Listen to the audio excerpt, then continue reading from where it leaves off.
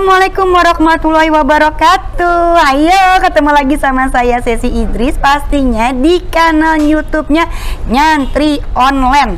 Nyantri Online, ya kan? Pokoknya kalian itu jangan lupa yang namanya subscribe, like, comment, and share. Jadi setiap kita punya uploadan yang baru, kalian selalu yang ding ding ding ding ding, ding terdepan. Aduh, sore ini, siang ini, malam ini bagaimana kabarnya? Ayo di komen kabarnya, apa kabar? Ding ding ding ding ding ding, Sesi tunggu. Hari ini aku kedatangan tamu yang sangat spesial, pastinya masih bersama Ustadz idola aku. Ada Ustadz Farid. Assalamualaikum Pak Ustadz. Waalaikumsalam. Sehat Pak Ustadz? Sehat. Harus sehat. Iya dong, puasanya lancar. Wis, ini kayak gini nih yang bikin kita selalu tersenyum kalau ngeliat Pak Ustadz puasa lancar. Alhamdulillah. Amin. Di sebelah saya ada bunda saya. Aduh, ini saya ngefans dari zaman saya kecil banget. Cita-citanya pengen seperti Bunda Pragawati, tingginya nggak nyampe. Ini ada Bunda Oki. Apa kabar Bunda Oki? Baik Sesi. Sehat Bunda? Alhamdulillah. Ih, ya Allah, saya beneran ya. Saya tuh ngefansnya tuh beneran, nggak bohongan. Jadi pas saya tahu ya, bintang tamunya Bunda Oki, ya Allah, saya langsung gini, aduh saya harus ngomong apa, ada Bunda Oki kan ada Ustaz. Oh iya, duh ini yang kayak gini-gini nih bikin kita nih ya, semua nih sahabat surga ini harus selalu tersenyum, bahagia, biar jauh dari segala penyakit di tubuh kita. Yang pasti kita akan ngebahas apa ya, pengen tahu? Buruan dulu, like, subscribe, share, dan komen. Cepetan Sesi tungguin. 3, 2, 1. Makasih. Kita akan ngebahas yang namanya tentang ibu. Dua lagi siapa ya? Nah, kalau dua lagi siapa? Kita tanya Pak Ustadz. Pak Ustadz, ini aku tuh selalu menerapkan ke anak-anak aku, memang kalian itu harus mencintai ibu. Baru selebihnya kalian boleh mencintai siapa. Salah nggak aku kayak gitu Pak Ustadz? Ya, hadis itu sebenarnya memberikan pengandaian kalau ada situasi di mana anak harus milih, ya kan? Kita pengen hindari itu sebenarnya. Artinya orang tua pun sebaiknya juga menghindarkan kepada anak situasi di mana mereka harus milih. Kan susah tuh milih ya. Betul. Antara ayah atau ibu. Tapi kemudian seandainya itu terjadi, baru kemudian ada pilihan 3 kesempatan pertama, anak harus dengar ibunya dulu. Di 3 kesempatan pertama, baru kemudian seandainya juga harus memilih lagi, baru ayahnya. Artinya apa? Ya tentu secara normatif berarti ibu memiliki posisi yang lebih terhormat, lebih besar, lebih tinggi dari ayah. Kalau harus dibandingkan, sekali lagi, kalau kita berada di situasi seperti itu, ya normalnya kita nggak pengen. Ayah ataupun ibu pasti biasanya ngalah, dengerin ayahnya, dengerin ibunya, segala macam kan. Nah, tapi kira-kira kalau ayah dan ibunya sudah berantem atau gimana, harus milih gimana nih? Nah, kemudian diberilah opsi-opsi awal seperti itu. Nah, jadi mudah-mudahan sih nggak ada situasi seperti itu dihadapi oleh kita ini, anaknya ataupun siapapun sebenarnya. Orang tua kita juga kan masih ada kira-kira ya. Iya, benar. Kita tidak pengen ada di situasi harus memilih.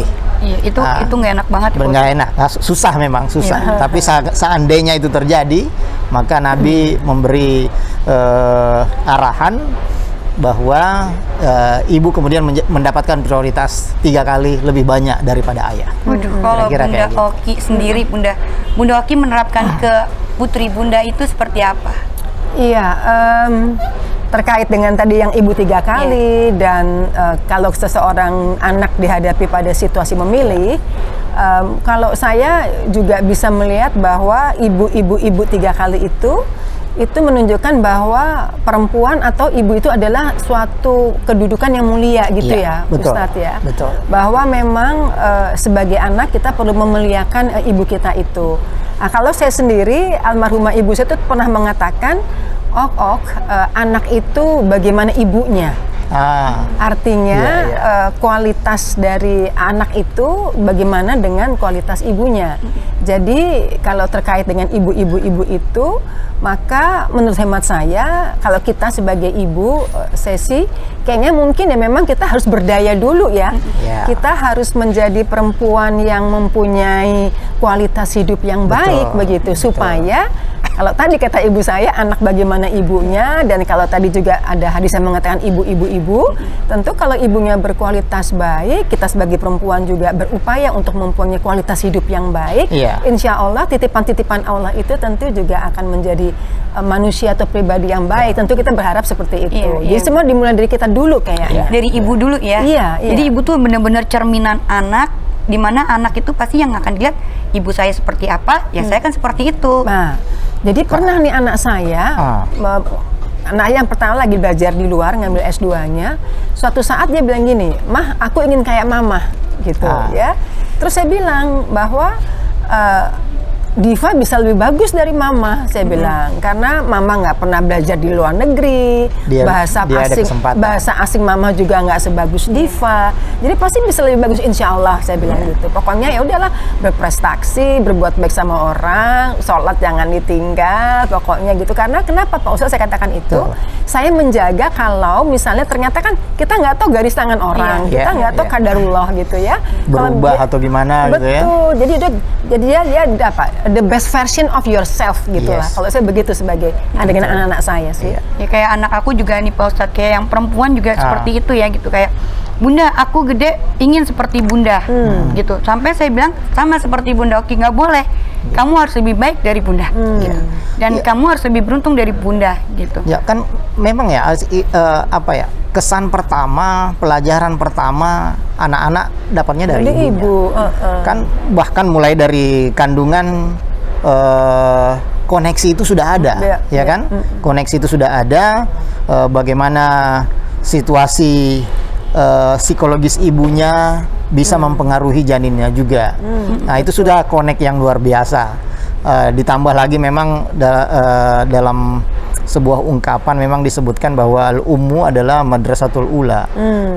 Ibu itu adalah sekolah pertamanya anak.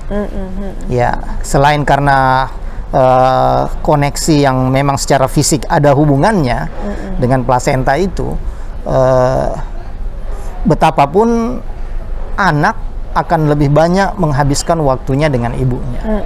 Maka ya benar tadi Bunda Oki sampaikan bahwa kalau misalnya kualitas anak itu tergantung ibunya, jadi kalau ibunya dalam tanda kutip tidak berkualitas, anaknya bisa seperti itu. Makanya penting untuk memberikan banyak edukasi, pengembangan, kesempatan kepada perempuan sejak awal, dan kemudian ketika mereka menjadi ibu, mereka siap.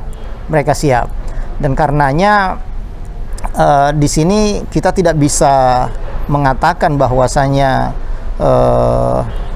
tidak penting misalnya pendidikan bagi perempuan tinggi-tinggi. Itu kan sudah apa ya, asumsi yang sudah kuno sekali ya, sudah lama sekali, nggak perlu lagi kita dengarkan itu. Nah, dari situ pula kita akan berpikir bahwa semakin baik kualitas ibu, maka akan memberikan dasar yang sangat kuat bagi anak di hari-hari depannya, gitu kan? Jadi agama sudah memberikan jaminan untuk itu. Nah, artinya kalau sudah memberikan posisi yang sangat terhormat pada perempuan seperti itu, maka tidak ada jalan lain. Dan ini yang seperti dikatakan Sayyidina Ali bin Abi Thalib. Beliau berkata, la yukrimun nisa illa karim. Tidak ada yang bisa memuliakan perempuan kecuali orang yang mulia. Atau sebaliknya, wala yuhinuhu illa lain. Orang yang merendahkan perempuan pasti orang nggak punya apa-apa, nggak punya kapasitas intelektual yang baik, nggak punya standar berpikir yang baik, orang hina istilahnya. Hanya orang yang hina yang bisa menghinakan perempuan, atau yang tadi hanya orang yang mulia yang bisa memuliakan perempuan. Dan karenanya betul-betul kualitas perempuan harus selalu ditingkatkan, sama atau bahkan karena tugasnya lebih berat ya, harusnya diberikan kesempatan lebih banyak daripada laki-laki pada dasarnya. Kalau kita ngomong masalah kesempatan antara perempuan dan laki-laki gitu Iya. ya Pak Ustadz. Kalau misalnya nih sebagai seorang saya gitu pribadi ya, sebagai seorang saya single parent, tapi yang harusnya saya mempunyai kewajiban mengurus anak di rumah, gitu, membesarkan mereka di rumah, tapi pada akhirnya saya harus bekerja keluar, Iya. gitu. Waktu saya habis di luar untuk mencari nafkah segala macam untuk anak-anak. Iya. Apakah di dalam agama itu boleh atau tidak? Sedangkan kita jadi jauh nih sama Iya. anak, jadi kualitas yang kita dapat sama anak itu juga jadi sedikit. Saya kira masalah teknis ya, masalah teknis. Artinya itu bisa diatur. Entah anak ikut bekerja, bukan ikut bekerja mencari nafkah, enggak, tapi ikut bersama kita ketika keluar misalnya. Kalau tidak ingin kehilangan waktu ya bersama anak, atau ya memang kita cari anggota keluarga kita yang bisa kira-kira dalam tanda kutip menggantikan peran kita. Ya, ada adik, ada kakak, ada ibu di rumah misalnya yang bisa menggantikan itu. Jadi sebenarnya masalah teknis dan bukan kemudian menjadi situasi di mana perempuan nggak bisa bekerja. Enggak, dia tetap perempuan tetap punya hak untuk menentukan nasibnya sendiri, tentu dengan berbagai pertimbangan ya, diri sendiri, orang-orang terdekat, keluarga, anak dan sebagainya. Lihatlah di situ kemudian pilihannya jadi subjektif kan.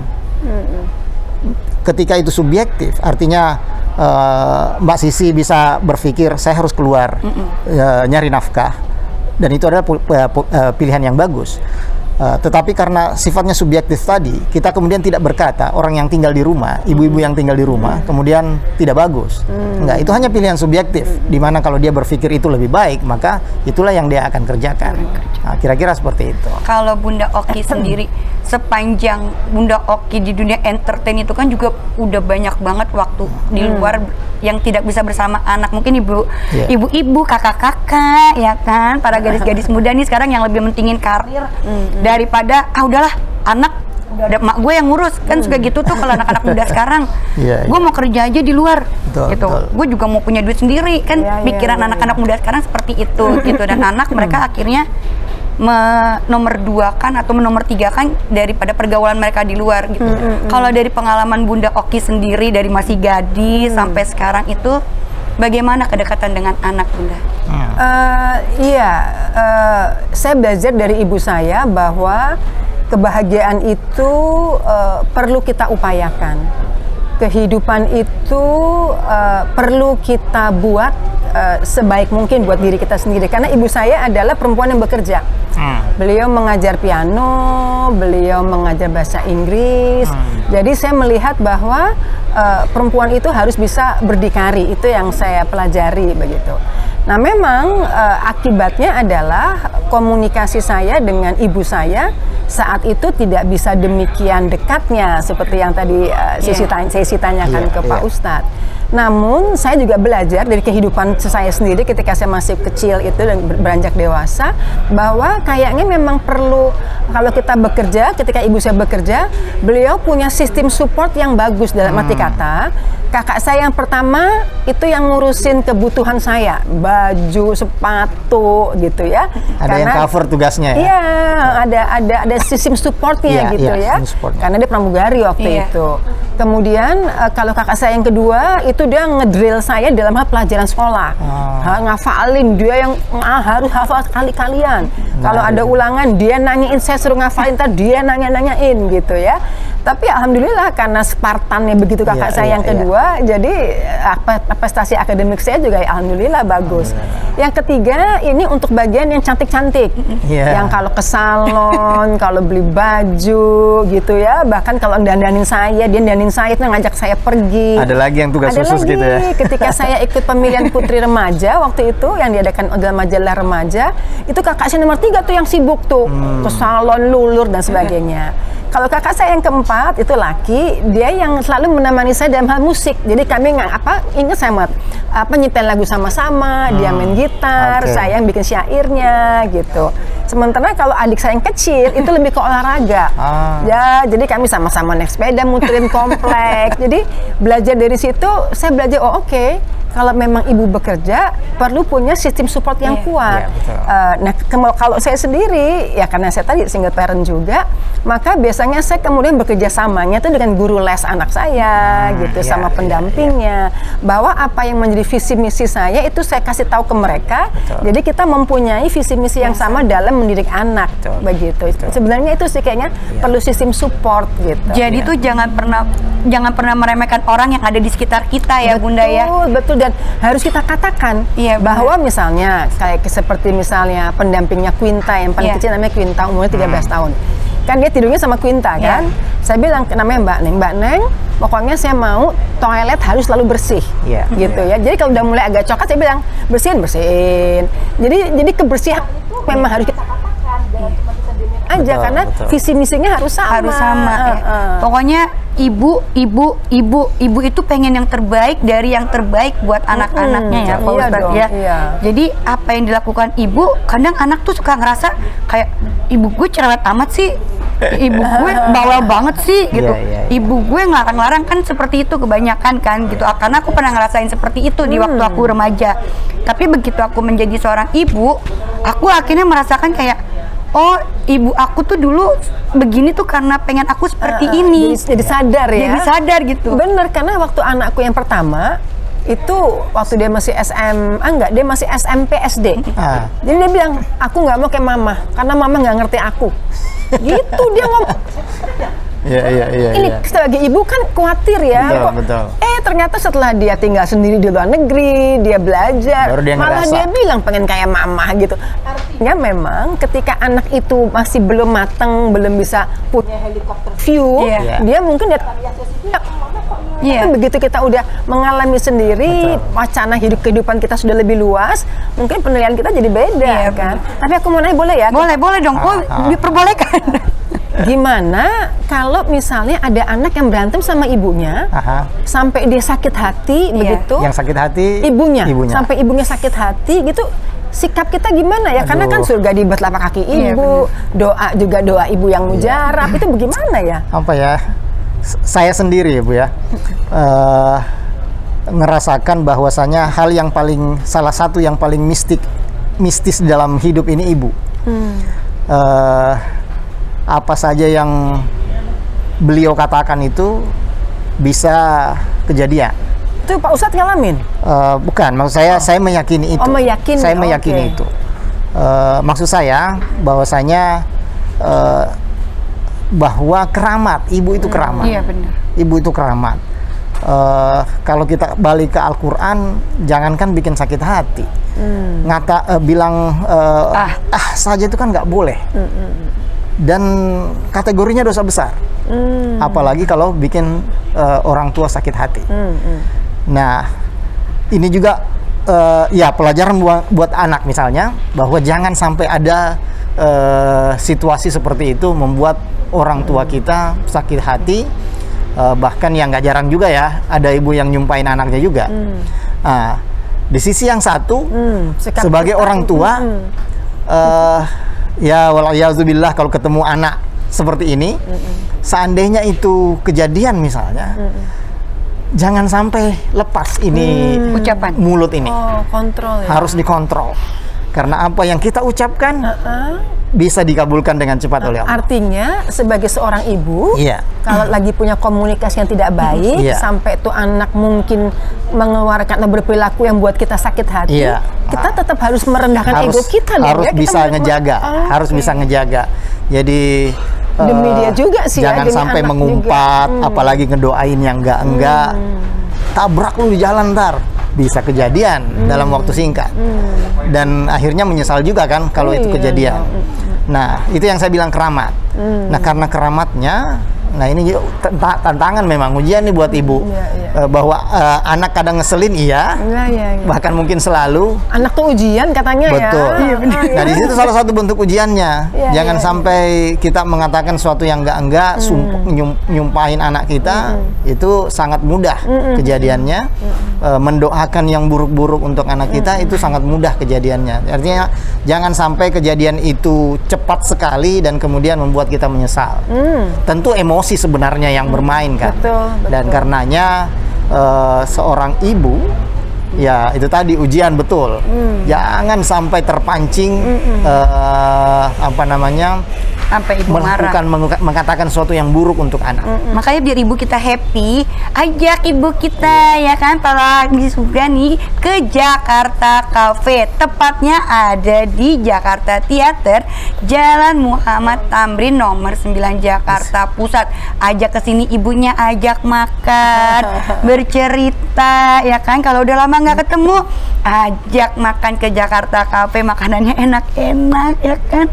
Pokoknya bikin ibu kita happy, biar doa kita selalu yang bagus-bagus ya Pak Ustadz ya. Betul. Tapi ini aku ada sedikit pertanyaan Pak Ustadz. Misalnya nih, kita sebagai seorang ibu tiba-tiba terucap sesuatu yang tidak boleh, tidak pantas, misalnya kayak gitu.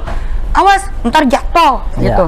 Akhirnya kita kayak ngerasa kita nyesel Ma, jangan doain kayak gitu dong. Nanti aku jatuh beneran gimana Ya gitu. itu termasuk ini sesuatu yang lepas dari diri kita akhirnya sebenarnya. kita jatuh beneran nih Pak Ustadz. Tapi ada nggak sih kalau misalnya di dalam Al-Quran sendiri, di saat kita ngerasa orang tua kita mengucapkan sesuatu yang tidak baik, tapi tanpa orang tua kita sadarin, kadang kan orang tua bisa terima bisa enggak kan. Kalau kita bilang, Ma jangan ngucap gitu, ya makanya jadi anak tuh jangan gini. Kan kadang orang tua suka lupa. Astagfirullahaladzim, iya ya saya ngucap gitu ya tadi gitu. Ada nggak sih cara kita untuk mencegah sendiri dari ucapan atau doa ibu kita yang jelek itu gitu Pak Ustadz? Nah, ya. Kadang orang tua kita gitu, ya Allah semoga anak aku tuh biar dia ngerasain begini ya Allah gitu. Ada orang tua yang kayak gitu tuh ada ya Bunda ya? Ada, nggak sedikit. Ada aja. Bukannya ngedoain anaknya jangan ngelakuin begini, ini malah semoga anak gua ngerasain deh nih, anak gua begini gitu. Nah gitu, ini perlu latihan yang panjang. Perlu latihan yang panjang. Ini buat anaknya, misalnya anaknya tuh ngedengar orang tua saya ngedoainnya begini sih gitu. Ya tentu kalau buat anaknya sendiri jangan sampai membuat sesuatu yang buat jengkel orang tua. Yang bawaannya adalah bahwa kata-kata seperti itu akan keluar. Itu kan dari sisi anak ya. Jadi jangan melakukan sesuatu yang orang tua jadi jengkel. Kemudian tiba-tiba keluarlah kata-kata seperti itu. Dan ya di sisi lain orang tua ya itu tadi harus bisa menahan diri. Jadi kalau dalam hadis itu dikatakan sangat populer ya, ridhonya Tuhan itu, ridhonya Allah itu ya ridhonya orang tua. Wah itu benar banget Bos. Jadi itu yang saya bilang keramat tadi. Jadi kalau kita ikut ngutuk anak, sama pada ya bukan kita berkata Tuhan mengutuk orang, enggak, tapi itu memberi implikasi bahwa dia menginginkan sesuatu yang jelek buat anaknya dan Tuhan mendengar itu. Ya Tuhan mendengar itu dan makanya yang terbaik adalah selalu mendoakan yang baik-baik untuk anak tentunya. Karena doa orang tua memang didengar untuk anaknya ya. Jadi ya tidak bisa juga kita misalnya suasana jengkel, kita kemudian mendoakan yang baik, itu repot juga karena tidak dari dalam sebenarnya. Kita hanya tidak mau menginginkan kata-kata yang buruk ini keluar, kemudian kita berkata yang baik. Tapi nggak apa-apa daripada nggak ada sama sekali kan, atau malah bahkan kata-kata yang buruk yang keluar. Enggak. Jadi maksud saya ridhollah fi ridhol walidain adalah bahwa apa yang kita minta untuk anak kita itu pasti dikabulkan oleh Allah. Cuma nanti kita bicara lain lagi sebenarnya bagaimana Allah mengabulkan doa itu lain lagi ceritanya sebenarnya. Ada ya secara singkat ada 3 ya. Allah bisa kabulkan di saat itu juga. Allah bisa tunda waktunya atau Allah ganti dengan sesuatu yang lebih baik. Nah kira-kira kayak gitu. Yang jelas orang tua pasti didengarin sama Allah. Apa yang dia ucapkan untuk anaknya, apa yang dia minta untuk anaknya relatif mudah dikabulkan oleh Allah. Kira-kira kayak gitu. Aku mau balik tadi yang sesi ngomong tentang anak zaman sekarang, Iya. ibu zaman sekarang, Iya. kerja lalu meninggalkan anaknya sama ibunya Iya, gitu iya. ya. Itu juga saya lihat kayaknya memang fenomenanya sekarang begitu ya. Begitu ya, Banyak Bunda? ibu-ibu muda Iya. yang memang untuk eksistensi dirinya mereka Iya. berkiprah di luar. Iya. Sementara anaknya kemudian oleh neneknya Iya. gitu. Iya. Kalau saya melihatnya bahwa itu fine-fine aja, Iya. tapi berkaitan dengan ibu ya. Iya. Tapi nampaknya harus ada kesatuan nilai-nilai yang diberikan Betul. antara ibu dan nenek. Iya. Karena kadang-kadang, Iya, benar.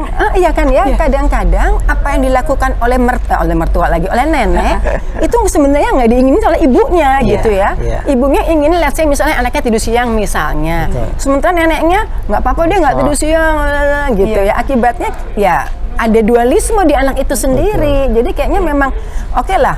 Ada yang mengatakan juga ya mungkin nanti Pak Ustadz bisa sharing. Didiklah anak sesuai dengan zamannya, Iya. gitu ya. Sementara kan sekarang zamannya memang si ibu-ibu ini atau nenek-nenek ini jadi mengasuh kan gitu. Ya, didiklah anak sesuai dengan zamannya juga. Kalau dulu komunikasi bisa tatap muka, sekarang kali anak di kamar, kita di kamar pakai handphone gitu ya. Iya, benar. Terus nanti orang-orang kok begitu? Emang begitu zamannya ya Pak Ustadz ya? Jadi mungkin lihatnya begini, kira-kira ada dua situasi ya. Misalnya begini, ada dalam keluarga besar di mana nenek atau kakek kira-kira dominan dalam pengertian anaknya pun, dalam hal ini ibunya, cucu ini tidak bisa berbuat apa-apa kalau ibunya atau neneknya sudah berkata Ya. Begitu dominannya ya. Itu kalau neneknya yang dominan, maka kemudian neneknya akan mewarnai semua cerita di rumah. Ya. Ada juga memang ini orang kita orang tua ini yang dominan daripada neneknya. siapapun. Jadi misalnya kadang-kadang juga nenek bilang ibunya nggak mau kayak begitu, ya kan? Oh, iya, Pengen iya. karena ibunya dominan. Iya. Nah, ini tinggal kita menegosiasi keadaan aja. Bagaimana realitas di keluarga kita ya. Kalau nenek yang dominan, kita perlu melakukan banyak negosiasi tentunya dengan cara yang baik pula. Jangan sampai nenek juga marah sama kita. Itu urusan kita sama orang tua lagi kita kan. Yang durhakanya kita malah, ya kan? Betul. Jadi harus melihat, belajar betul bagaimana memahami situasi ini dan kemudian negosiasi. Ya kadang-kadang kalau sudah misalnya nenek dominan gitu kan, kadang-kadang mau tinggal di luar, Iya, benar. ya kan, nggak mau gabung di rumah. Iya. Nah, neneknya juga tahan segala macam lah. Toleransinya tuh ya Harus luar Itu biasa ya Bunda harus ya. luar biasa nih mikirin kayak gitu tuh. Jangan sampai ada yang tersinggung. Benar-benar. Jadi kalau ibu itu adalah seorang yang memang harus kita spesialiskan ya Bunda ya, ya Pak Ustadz ya. Jadi jangan sampai ibu kita itu berkata kasar, ibu kita menangis apalagi gitu. Jadi aku itu kalau berdoa itu pasti menangis. Gitu selesai sholat ya Bunda. Sampai anak laki aku tuh sekarang dia setiap berdoa itu cuma minta satu doanya sama Allah. Ya Allah, buatlah ibu aku selalu tersenyum. Gitu.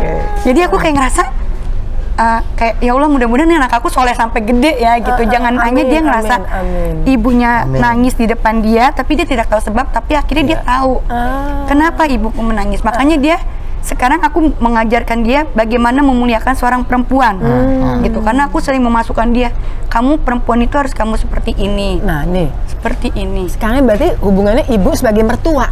Nah, itu kan juga ini kalau tadi Sesi bilang semoga anak laki saya terus soleh gitu.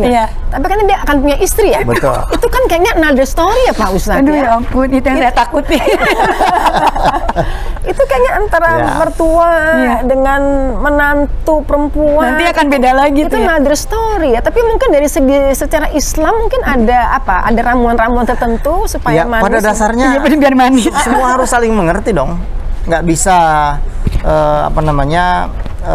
satu dominan dan harus melihat wilayahnya masing-masing.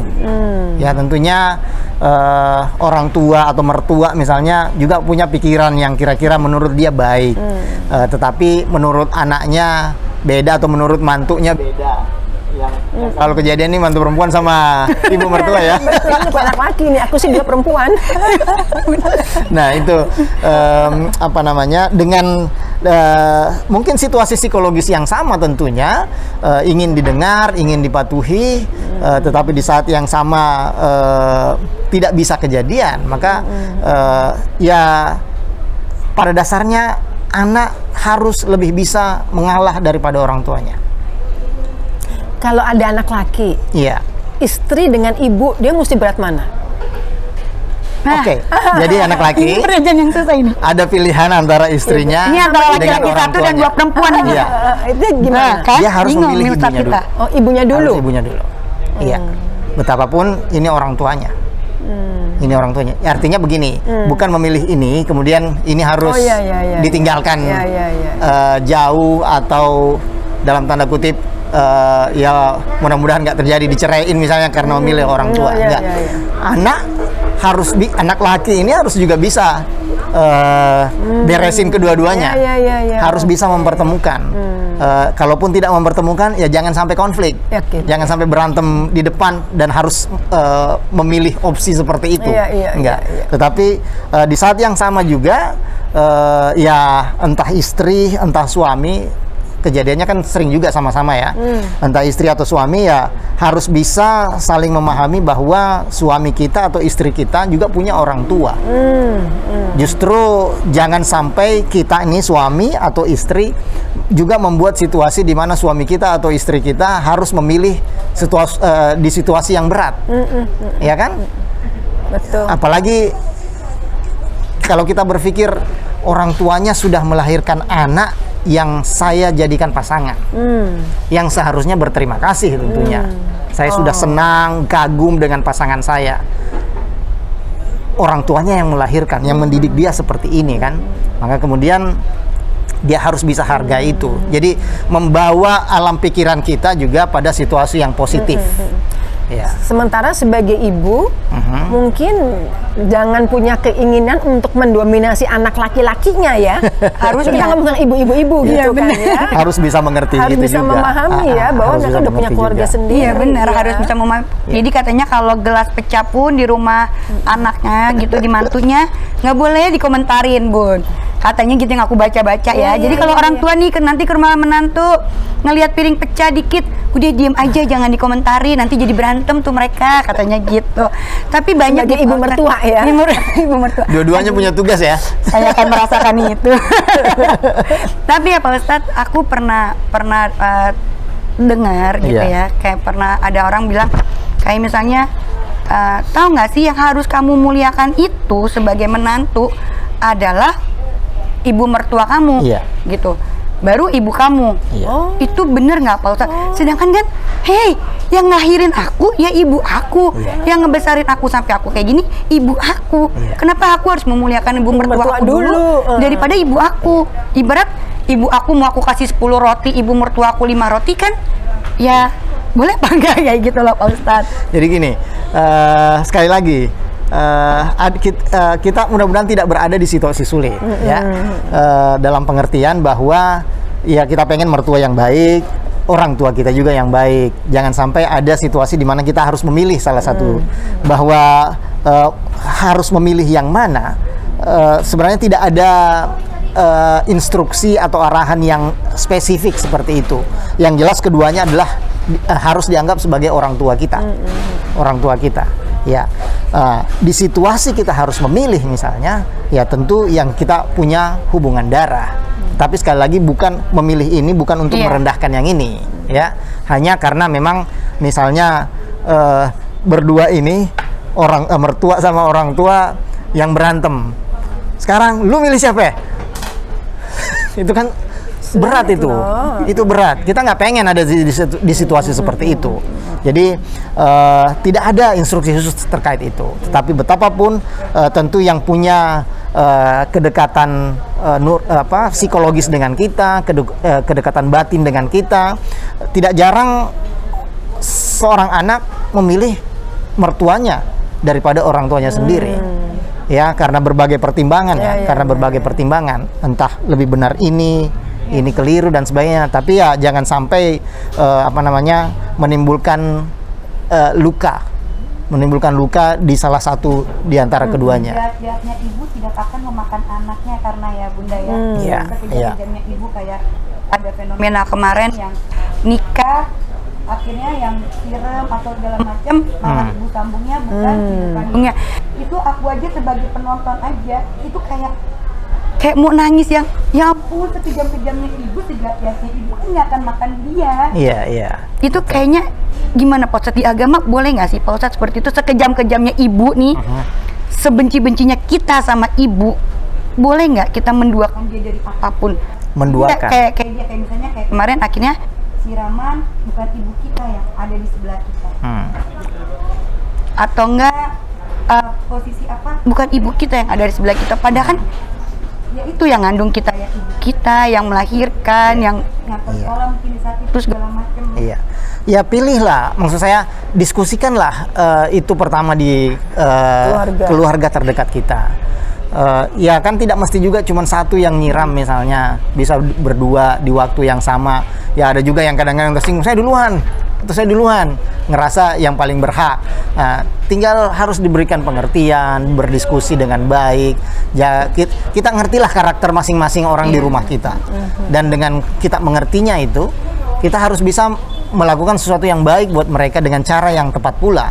Jangan sampai ya sekali lagi jangan sampai salah satu dari keduanya harus merasakan kekecewaan yang kemudian menyisakan dosa buat kita tentunya. Ya, tapi betapapun selalu ada situasi-situasi di mana ya kadang-kadang kita nggak sadar telah melukai hati orang tua atau hati mertua kita. Itu sesuatu yang mungkin tidak bisa kita hindari, dan itulah fungsinya kita beristighfar, ya, memohon ampun dengan dosa-dosa yang tidak kita sadari. Untung kalau dosa itu kita sadari, kita bisa minta maaf, kita bisa minta ampun. Tapi kan mungkin lebih banyak dosa yang kita tidak sadari, bahwa kita sudah melakukan dosa, makanya kita beristighfar. Apalagi dengan orang-orang terdekat kita, orang tua. Kalau Bunda Oki ini sebagai seorang ibu gitu ya, ada nggak sih yang belum Bunda Oki utarakan ke anak-anak atau ke ibu gitu? Yang belum saya utarakan ke anak atau ke ibu Bunda Oki gitu misalnya, aku tuh melakukan ini. Saya ingat ketika ayah saya sakit dan juga ketika ibu saya sakit. Jadi ayah ibu saya itu pindah alam itu dengan caranya sakit gitu ya. Jadi ketika beliau berdua sakit, itu setiap saya pulang dari rumah sakit saya selalu bilang, "Bab, I love you," gitu, atau "Bu, I love you," gitu. Karena saya ingin mereka sadar, tahu ya bahwa kita mencintai beliau gitu. Karena saya pernah baca beberapa pribadi yang menyesal ketika bapak ibunya sudah tidak ada, tapi tidak pernah menyampaikan bahwa saya tuh sayang dengan ayah atau sayang ibu. Nah jadi itu waktu beliau sakit di rumah sakit, saya selalu mengatakan itu. Ya alhamdulillah sih dengan ayah ibu saya sejauh ini, kalau tadi sesi nanya apakah ada hal yang belum terungkapkan, sejauh ini nampaknya sudah apa yang saya sampaikan semua itu ya, sudah kira-kira saya ucapkan gitu ya. Kalau ke anak-anak saya ya karena mereka mempunyai tahap perkembangan yang berbeda, yang satu berusia 25 tahun, yang satu 15 tahun begitu. Jadi tentu komunikasi kami juga berbeda antara dengan saya ke Diva, antara saya ke Quinta gitu. Tapi paling tidak yang saya selalu utarakan ke Diva, karena Quinta itu termasuk anak yang berkebutuhan khusus. Quinta itu ada spektrum autisnya. Kalau autis itu kan ada yang mild, ada yang ringan, sampai yang spektrumnya dalam. Quinta itu termasuk yang mild ya, termasuk yang ringan gitu. Tapi saya selalu bilang kepada Diva bahwa titip Quinta gitu. Karena kalau misalnya saya tidak ada gitu ya, siapa lagi tentu nanti yang bisa bersama dengan Quinta. Itu yang selalu saya katakan kepada Diva sih. Sisi kayaknya masih banyak yang dia belum sampai. Makanya dia nanya. Untuk sahabat-sahabat nih, udah belum ngomong sayang ke orang tua, ya kan? Hal simple, cukup ngomong, "Ma,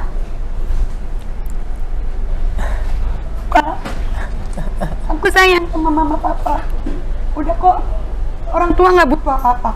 orang tua nggak butuh materi kita, orang tua nggak butuh waktu kita mungkin, tapi orang tua hanya butuh anaknya untuk ngomong aku sayang kamu. Ya, jadi kalau sebagai orang tua nih, kalau sahabat sebagai orang tua ngomong sekarang ke anaknya, mama sayang kamu, papa sayang kamu, nggak ada salahnya kok, dan tidak mengeluarkan apapun. Ya, aduh, gratis, tis. Banyak banget nih ilmu yang kita dapat hari ini. Pokoknya jangan lupa like, share, comment, and subscribe yang namanya kanal akun surga. Aduh, aku sebel. Aku sebel. Orang tua. Sudah berapa kali nih? Aku paling nggak bisa. Pokoknya ikutin terus kanal akun surga, ya kan? Aduh, pokoknya aku udah nggak bisa ngomong apa-apa. Jangan lupa ucapkan aku sayang kamu. Hal simple tapi besar maknanya. Amin. Ya, sampai ketemu lagi dengan sesi di cerita-cerita selanjutnya dengan narasumber yang lebih seru lagi yang bisa mendatangkan banyak lagi ilmu pengetahuan kita tentang kehidupan. Pokoknya happy terus, senang terus, bahagia terus biar jauh dari sakit penyakit apalagi virus. Ya, terima kasih Pak Ustadz. Oke. Terima kasih Bunda. Sama-sama. Nanti kita ngobrol lagi ya, lebih seru Insyaallah. lagi ya.